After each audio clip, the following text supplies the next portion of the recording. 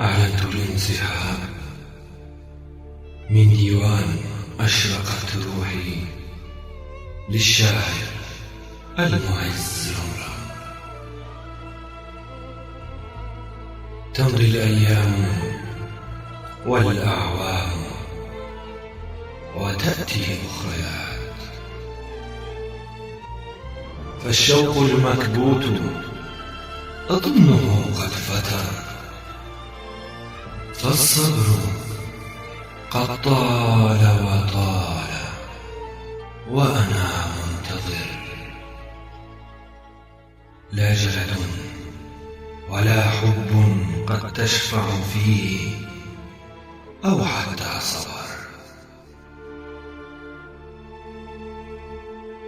إن صمت فكلي آذان لما يغضب ويضجر، وإن تحدثت فأنا أتوهم لا أكثر، وإن أغمضت الجفن بالصدر لهيب مستعر،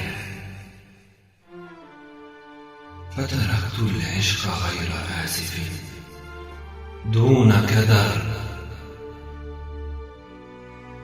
فالقلب أرهقته الآهات، والفؤاد تحطم وانكسر، وبات بالهوى محروقا فهو منكسر. أحلام الهوى قد ولت، والحب مريض يحتضر،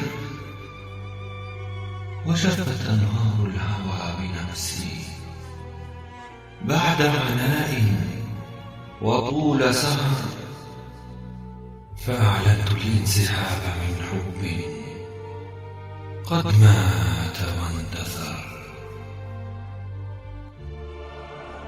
فيا ليت عمري بحبك كنت أسكر، صدقت الوعد عشقا وشغفا، ولم أخنك يوما جهرا أو بسر،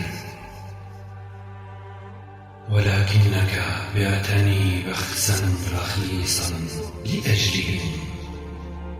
أتمنى أن تدوم تلك العلاقات وتزدهر، وأعلن الآن أن قيدي اليوم قد انكسر.